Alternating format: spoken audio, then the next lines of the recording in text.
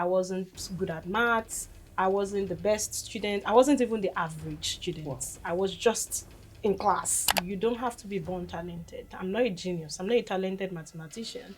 I put in the effort to learn it consistently, and it paid off over time. The first time, I didn't get into computing science. The second time I tried again, the same thing, I didn't get in. Third time, I also didn't get into that computer engineering. The cutoff was just so high. It ended up being industrial engineering or mathematics. So I graduated with first class from the University of Ibadan. By the second time I got the rejection from the University of Lagos, I told myself that I'm done. This is it. I'm not going to school again. To be in a Russell Group University, I can't describe the feeling for real because it's not a dream come true for me. It's a dream I never had. Your background, your accent, every single thing you've been through, they are not limitations. They are actually your competitive advantage. I was hungry. I was ready. The only thing was just that access to the opportunity. With the fact that I was able to implement an algorithm that I contributed to Python, a few repositories on GitHub depend on that algorithm I implemented in 2015. And 3 Python packages also depend on it. This is how I got here. And I want to make sure that other young Africans do not go through the same suffering I did. So that was what led to Computer Science Academy Africa in 2018. Ran 5 Python programming workshops. We've been to 4 different places: Ibadan, Lagos, Rwanda, and Kenya. And we've been able to touch 700 young Africans. We've raised £150,000 in funding, and we are only just getting started. My life has been a life of service. I thrive when I'm giving and helping and creating communities and building bridges. Seeing that pattern and how things have shaped allows me to even understand things about myself that I didn't even know before. My goal is to raise an army of intellectuals in Africa. And whenever I am passionate about something, it's usually in the form of obsession. Living a life of purpose and one that aligns fully with who you are is what really makes life beautiful. That's my own definition of success. Education is important. It is the fact that I've gotten to this level, being a lecturer at the University of Glasgow, one of the top 100 universities in the world. It's what lets people open the doors when you knock. Hello, I'm Dr. Sofiat Olaosebikan. I'm a lecturer in the School of Computing Science here at the University of Glasgow. And I'm also the founder of Computer Science Academy Africa.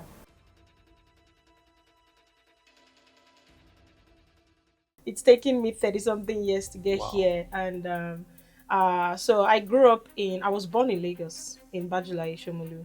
And while I was in junior school, Nigeria education system is split into junior high and senior high. I don't, it felt like I was just floating through life. I didn't know what I wanted to be. I wasn't good at maths. I wasn't the best student. I wasn't even the average student. Wow. I was just in class. And when the time came to move into senior high, I landed in the science class. I still say till today that they made a mistake because I don't know how I got there. And, we all know my friends then, science class is where the smart students are. And I'm like, and they told us in the first term, the performance would determine who stays and would they move to either commercial, which is business, or art. So I told myself, I'm not leaving this science class, whatever it takes. So I don't even know the series of events that happened. I bought myself the engineering mathematics book, the K.A. Stroud, the green one, the 5th edition. And I self-studied the book. I think that was one of the first transformational things that happened in my life. Looking back now, I realized that whenever I get to the point where I've been hit, I'm so close to the wall, and I realize that we either recover, get things done, there's no failing, there's no going back. I summon the courage from God knows where, and I figure out how to get that thing or learn that thing, whatever it is. So I self-studied that K.A. Stroud. And that's one of the things I used to tell people, that you don't have to be born talented. I'm not a genius. I'm not a talented mathematician. I put in the effort to learn it consistently, and it paid off over time. So because of that, I became the math guru of the class. And When I graduated from secondary school, distinction in maths, my dad bought me a desktop computer immediately. And then I was 15. And I started playing with that, those ones that look like a microwave, very big. Without even knowing why, I started playing with the computer, and then he sent me to a computer school. So I learned Microsoft Word, Office, and the entire Microsoft 365 suite, PowerPoint. They taught us Adobe. They taught us Corel Draw for design. So I kind of fell in love with computing, but I was also good at maths on the side. But I didn't know then that maths is a subject you learn in school. So, but because I, started working with a computer, I started typing, making money, doing graphics design for people, making business cards, making wedding invites. I started making money. I thought this is a really amazing, skills to learn. So I decided because of that I was going to go study computer science in school. Little did I even know that computing science was beyond Corel Draw and graphics design and Microsoft Word. I didn't know anything about programming. I didn't know anything about algorithms or data structures. We don't have careers day in my school. I didn't have a mentor. So talking about a master's or a PhD is far-fetched. Like, it's not something we know where I came from. But my dad, God bless him, make sure that the education he didn't get, he will do whatever it takes to make sure his kids get it. So the University of Lagos is not far from where I live. I live in Akinrelo Street, not far from Akoka. So that was like, this is the university I want to go to. And in 2005, when I finished my secondary school, we did the JAMB exam, the UME exam, took first choice, University of Lagos, computer science. Second choice, University of Lagos, computer science. And then I had the JAM score. I think I had close to 200 then, or above 200. And then when I got to the time to do the post-UTME, I had maybe 50 something or 60 something. Then when the cutoff mark came out for the computing science, it was higher than what I had. So I didn't get into computing science. That's an automatic reject. And if you know somebody in the university, maybe they can help you with a change of course. Person I know was on the 4th floor of the Senate building. I remember going to the University of Lagos Senate building and begging the security to let me on the 4th floor just to talk to someone that my dad made acquaintance with to help us with change of course. So yeah, that's how the first time I didn't get into computing science. And then the second time I tried again, first choice University of Lagos computing science, second choice University of Lagos computing science. Same thing happened. I had very high JAM score the second time, 260 something, and did the post UTME again. The same thing, I didn't get in. Third time, oh my god, at this point it was already getting overwhelming, and I kept doing my Microsoft Word graphics design. No mentor, no guidance, no one to put you through in terms of, oh, the math skills you have and these computing skills, this is how you can combine them. So the third try, I wanted to do the same thing. First choice, University of Lagos computing science. Second choice, University of Lagos computing science. But my dad, God bless him, said, you can't keep doing the same thing over and over. We need to re-strategize, You can still pick University of Lagos as your first choice. How about we make University of Ibadan your second choice? By the second time I got the rejection from the University of Lagos, I told myself that I'm done. This is it. I'm not going to school again. And it only just made sense to me recently why my dad was that persistent. I realized that his own dad died while he was young. And he was, I think, maybe 10 or 6 when his dad died. And all of the, property was managed by family members. And he wanted to go to school and his brothers, but they did not support them. He would work in a bakery to get money to fend for himself. And so he could only go to a technical college, and then he went to learn architecture somewhere. So he really felt that pain of not going to the university because his parents weren't alive to help him, or his dad wasn't alive. So I think he made a pact with himself that all of his kids, he would make sure that wherever they want to get to in life in terms of education, he would do everything he has. We'll face rejections, we'll fail, things won't go out our way, but it's a question of on top of your passion, how quickly do you fall when you face challenges? It's one thing to fall, it's another thing to get back up. It takes time before something really disrupts me, that then I would need to pick myself back up. So, first thing is perseverance. The second thing is, let's now say something happens that makes me, that breaks me, or I would cry, I would grieve, I would talk my family's ear out, I would reach out to people, and I'll get back up. I always, even as I'm crying, I'm already telling myself, you can't stay down too long. You need to keep going. There's a lot to do. But I'm only human. I feel the pain. I feel the pain, but I don't let the challenge stop me. I think those are some of the key qualities about me that keeps me going. So the same thing happened. I tried getting into the Unilag with the computing science. That's the third try, no admission again. And University of Ibadan, I did the post UTME. I also didn't get into that computer engineering. The cutoff was just so high. But when we found out what course I could get into with my cutoff mark, it ended up being industrial engineering or mathematics. And when I was offered those two options, I realized, oh wait, I'm good at math anyway. So math is a course. I didn't know. I'll just do that math. What will I do with math? How does it tie to computing? What career choices are there? I had no idea. Just give me math and let's get this done. So that's how I landed in the University of Ibadan. I did not want to go to that university, but it led me to where I am today, thank God. And that's how I got into mathematics. So I graduated with first class from the University of Ibadan in math. And during my time studying math as well, I always made efforts to stay connected to the computing passion that I had nurtured at age 15. My dad bought me a laptop when I was going to the university. So I kept on doing the graphics and all. There should be more to this thing. Then I'll make friends with people in the computing science departments. And I realized, oh, there's PHP, there's data structures, there's coding, So I remember taking the PHP course. I enrolled on it as an elective, thinking, we would do something practical. The class ended up being a pile of notes to learn about the background of PHP and programming. I'm like, this is not what I signed up for. I deleted it. So throughout my time in the university, there was no. I also tried taking a course on data structures and algorithms, I remember.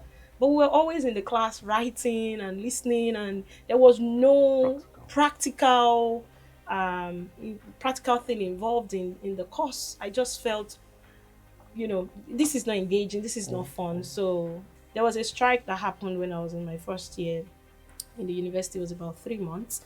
That strike, I learned web designing during that time. I learned HTML and CSS. I just wanted to know more. So that HTML and CSS, my brain could wrap itself around it very quickly. It's a markup language. I could reason with the divs, with the body, with the tags, and then what made it fun was designing, writing the code, the markup language, refreshing it, and seeing the web design come to life. So I really enjoy that, and that sustained my interest in computer science. When I graduated, before I even graduated, some of my friends, when we realized that we were on track to first class, we used to tell ourselves we should go outside Nigeria, like go abroad to study, like to really figure out what we are made of, because we feel like at that time we really felt like we have not tapped into our potential yet. So for me, I would be Googling applications of maths and computer science. That's what I always do. And then I would see combinatorics, I would see graph theory, I would see algorithms. But these are not courses we did at the university then while studying maths. How do I do all this stuff? I would see books on combinatorics, discrete maths. It didn't make sense. And then, so I was always playing around with them. But when we graduated and we started applying for schools, I did GRE, I did TOEFL. We started applying for schools. I applied to MIT, I applied to Cambridge, I applied to Oxford. Like, I went really high. I just made a list of the top schools in the world. My SOP was rubbish. Because, I had no one to talk to. I was doing all of this by myself. I had no one to tell me, this is how you should write it, this is what you should do. and was just Google. There was no workshop, there was no mentor, there was no conference, there was even no knowledge that those things exist. And for real, you can only see as far as your eyes can take you, right? If you stay stuck in a box, you can't see outside that box.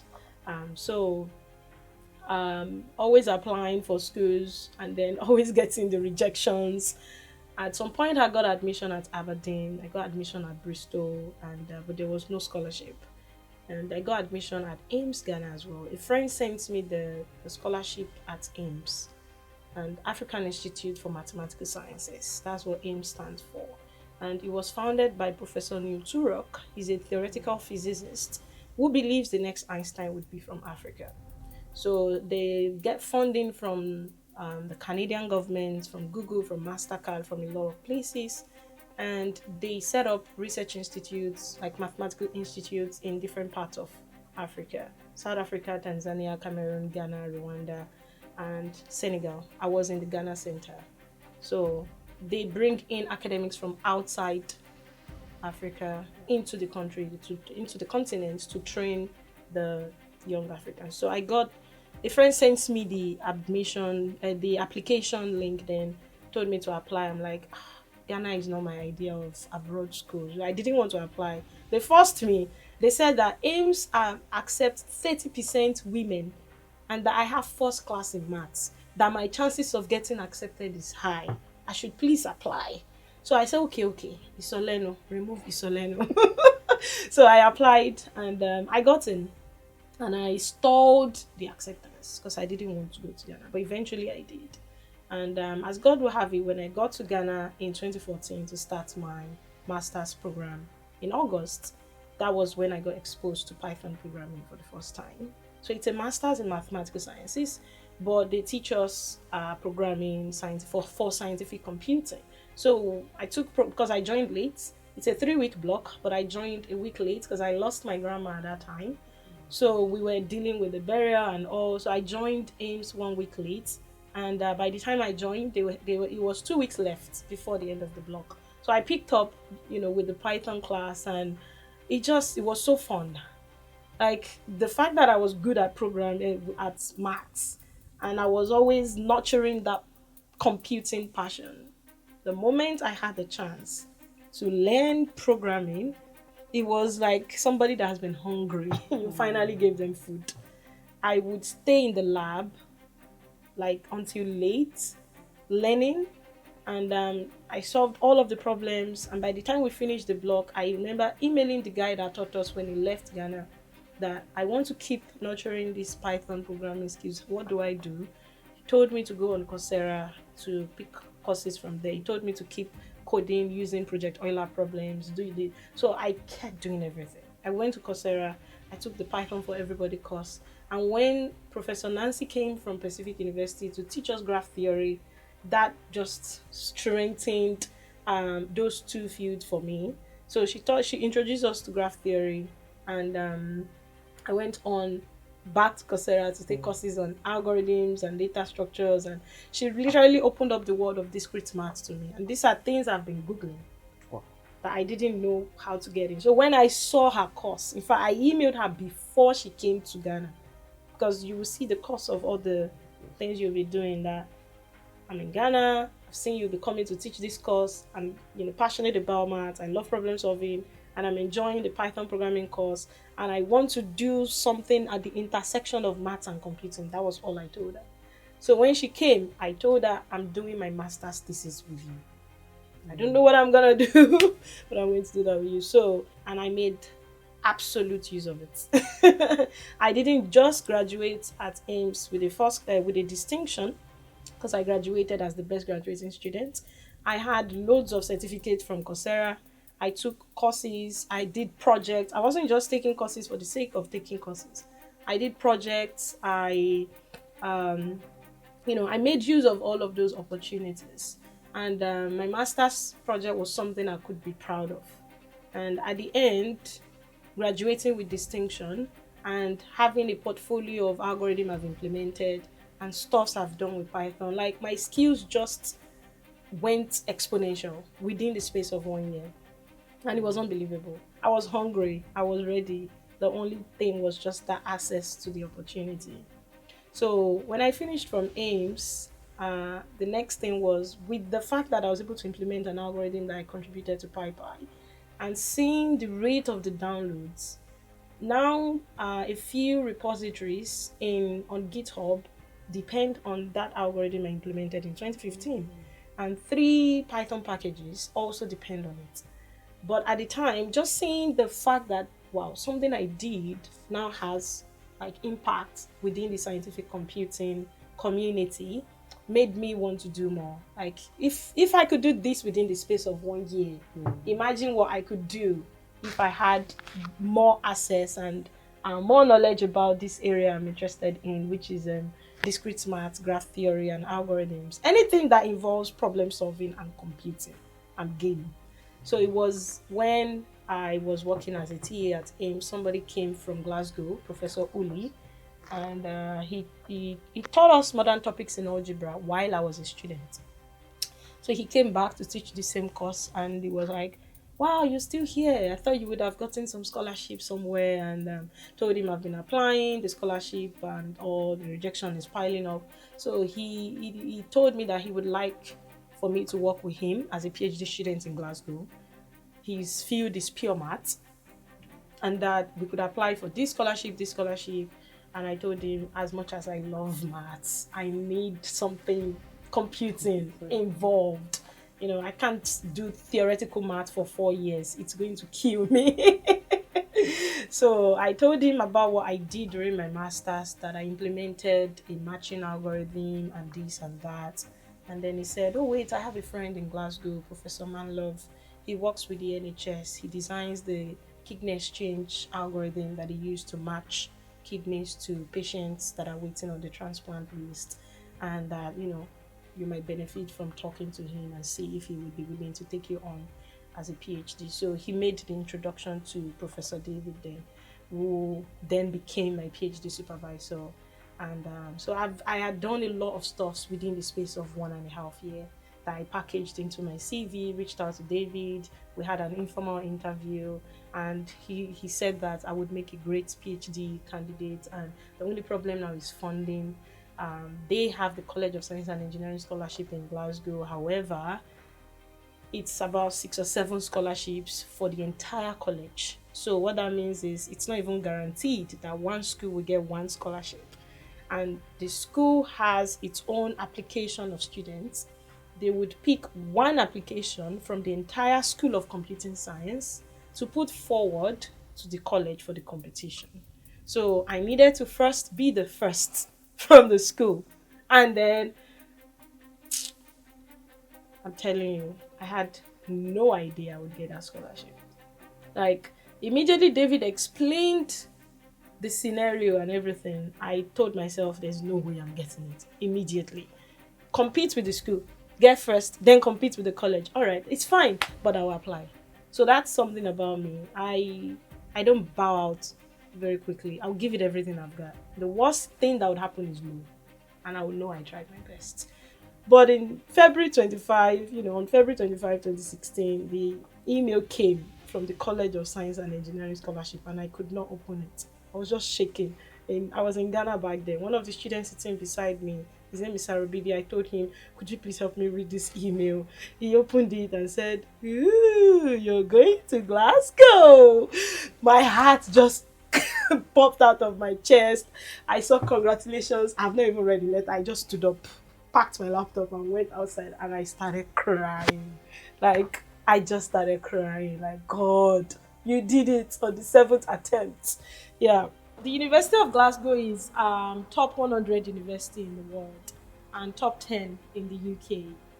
And to be in a Russell Group university, that's like Ivy League standard universities in the UK, I can't describe the feeling for real, because it's not a dream come true for me. It's a dream I never had. The fact that you're where you are right now, you can see what your future could look like, but you think that your background or where you've studied or your environment would mean there's only as far as you can travel. Well, let me break that rule.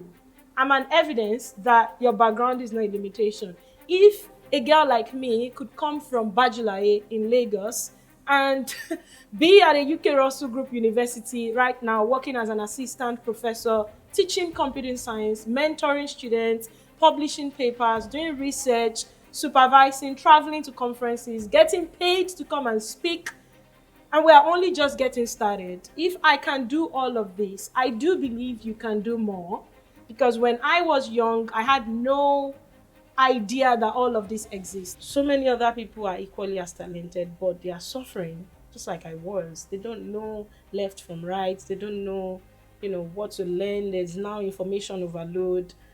What if I go back and empower some of them with programming skills and teach them and talk to them, help them realize that they are not bad students, they are not terrible, it's just the opportunity, it's just the situation they found themselves.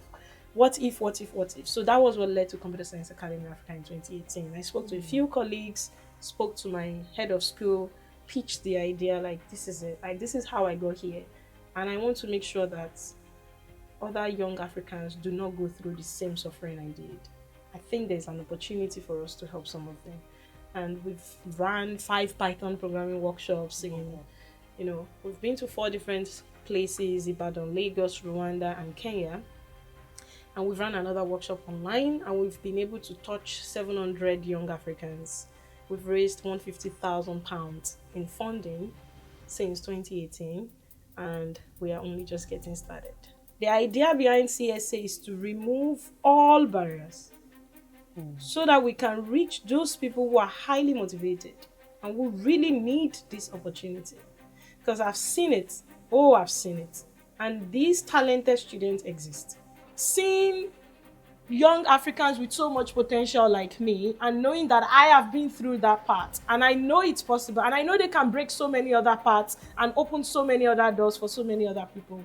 Just using my story to inspire and empower them and show them what's possible, transform their mindset, help them build their confidence, that makes it easy for me. That pretty much helps me sleep better at night. And whenever I am passionate about something, it's usually in the form of obsession. There's also that, because a lot of people are passionate about helping and empowering, but like I just said, I don't see a lot of people like me. There is that obsession. There's like a teaspoon of obsession on top of what we do. That's the only thing that would make you do your full-time job and still get back home tired and pick your laptop at 7 p.m. or 8 p.m. or 1 a.m. and you're writing drafts and you're figuring out what to do next and you're designing forms and you're emailing people and you're arranging, like, that's the only explanation. You have to be obsessed about that thing. Like, you have to derive so much joy from it that even tiredness will not stop you. Many people have the skill to be amazing, but they are so blind to it.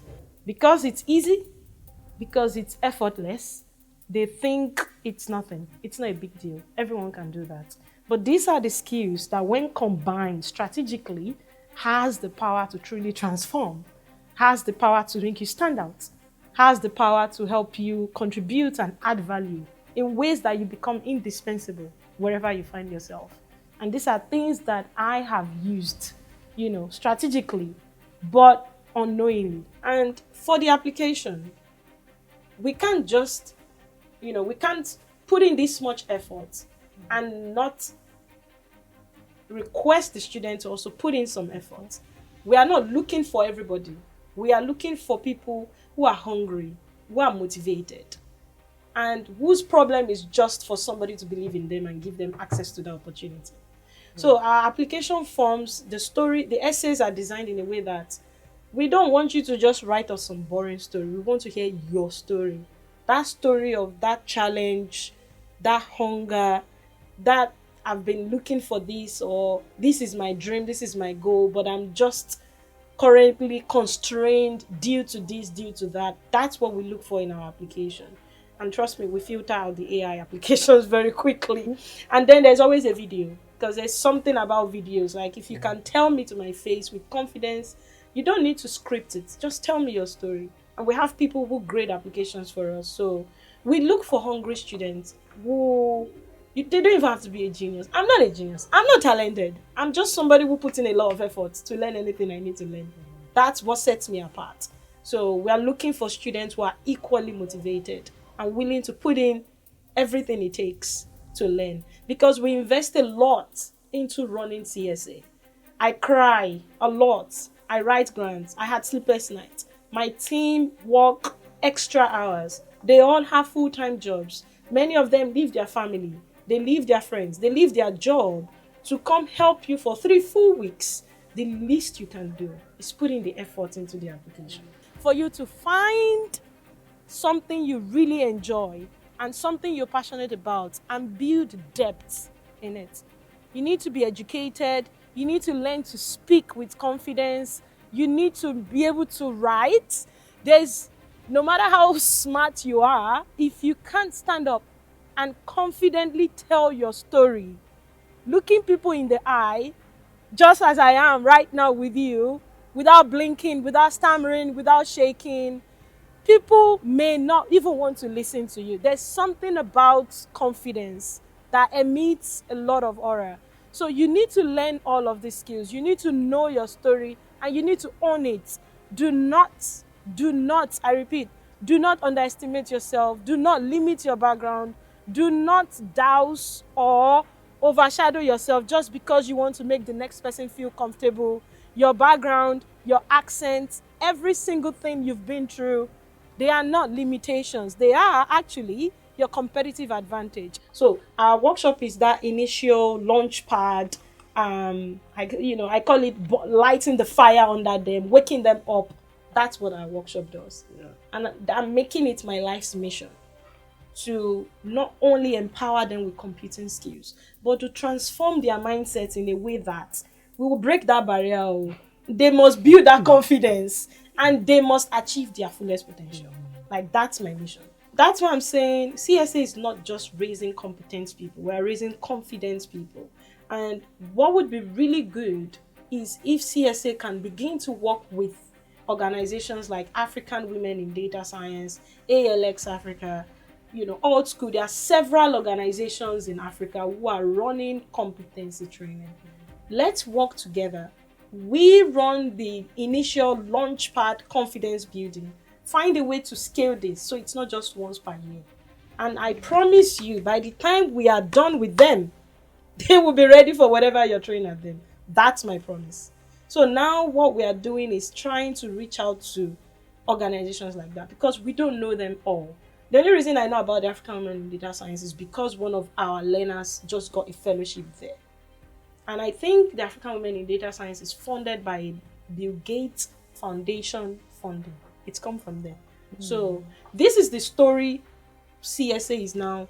And it didn't start as the vision when we started in 2018. It was just, let's go teach people 2 weeks Python and then they go off into the world. Then I'm realizing, oh wait, they can't go off into the world by themselves. They are held back by so many things. And now we are folding that into the workshop we're doing. That's why I'm saying this is day one. Everything we've done so far is like pilot study. We're just getting started. That ability to give back and help and nurture and just build community and sustain it. That moment really helped me while I was in school. So I wasn't just going through school. I was also engaging in different activities, student societies, campaigning, begging people to vote for us. All of those were part of my time as a student. And by the time I graduated, I still finished with a first class, even with all of that. I started learning how to write proposals early, begging companies to give us Maltina and Five Alive and, students, begging them to come for paying the dues. These were management skills I started learning and organization skills I started learning while I was a student at the University of Ibadan. And they followed me all the way. Even when I came to Glasgow, there was no Nigerian Student Society at the University of Glasgow. I also started it. When I started the CSA Africa in 2018, I was also starting the Nigerian Student Society along the same line, registering with the students, the SRC, the Student Representative Council, and just pulling a few Nigerian friends I knew at the time, made one of them vice president, made another person general secretary, and we filled out the form and submitted that, and that was how the Nigerian Student Society started. So I think you see from all the things I've done and the just connecting the dots and the patterns, my life has been a life of service. I thrive when I'm giving and helping and creating communities and building bridges. And it just makes absolute sense why CSA Africa is standing. The beautiful thing about computer science is, you know, programming, tech, and all of these, AI, machine learning, they are tools. And when you have those tools, you can use them to solve several other problems: climate change, in agriculture, in health. And I see the people who come into our workshop, even some of them with no computer science background. Don't forget, I have no computer science background. I'm a math student. We've had medical students join our workshop. We've had business education join our workshop. We do have majority coming from STEM. They are not all computer science students. Our workshop is open to everybody who has that ability to think and reason. Because I don't think computer science and tech, building web, doing software, doing all of this, I don't think it's only meant for people who have gone to the traditional computer science route. I don't fit in that box, because I do believe many people have the ability to think and reason analytically. They've just not had the opportunity yet. Computer science is a field that is dominated. What has helped me so far in my journey? I mean, the religious and spiritual person in me will probably start with God, right? It's impossible to do anything without the help and power of the Creator. But beyond that, like, let's just look beyond that, because let's say we pick two people who are equally religious and put them down and say, well, you believe, she believes, so what separates you from that person? And I think the first thing I will probably say for me is that resilience, the ability to not just get back up, but the ability to not even fall often. It starts with perseverance. I have a very strong stomach for pain. Be fully grounded in who you are. Know what your superpowers are, your strengths, as I like to call them, superpowers. Because these superpowers are the things that you do effortlessly, that when someone tries to compete with you, you just, like, it's too easy. Because when you do it, they are struggling. Why? It's effortless for you. Those are the things you want to double down on. Know what your strengths are and surround yourselves with people who have the strengths you don't. That's one thing I'm currently learning right now with CSA. You can't do everything by yourself. You need people.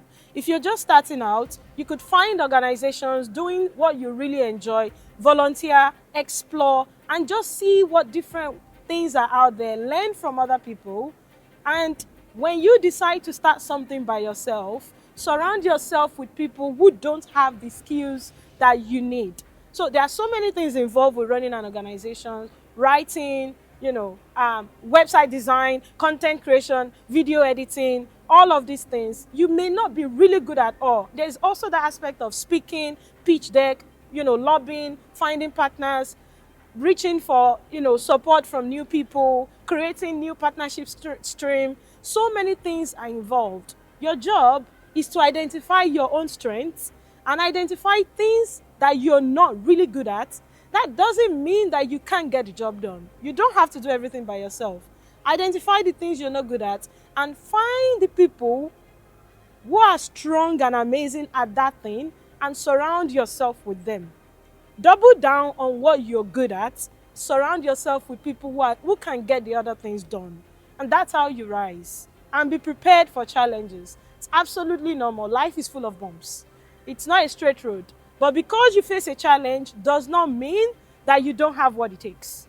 I love to see the outcome of what people do as a result of hearing me speak. So I'm available on LinkedIn, DM, tag, anytime. If my words or anything I've said has inspired you in a way and you would love to keep me in the loop, feel free to tag me in any of your posts or anything you do, because there's enough space in the world for all of us to rise. And I look forward to seeing more people succeed and doing even better than I am doing right now. For anyone with the passion and vision to want to, chase their goals in life, let's just even start from there. You can't help anyone when your cup is running empty. You need to fill your cup yourself. You need to, you know, not limit yourself. Maybe career wise, studying, education is important. I can't be helping young Africans with CSA, with building bridges and all of this if I don't have an education. It is the fact that I've gotten to this level, being a lecturer at the University of Glasgow, being affiliated with one of the top 100 universities in the world, that prestige gives visibility. It's what lets people open the doors when you knock. You need to first of all tell yourself it's possible.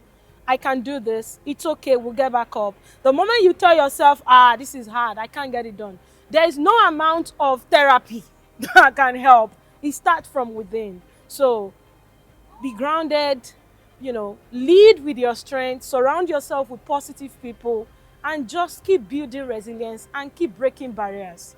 And I am rooting for you all and can't wait to see the amazing things that people do.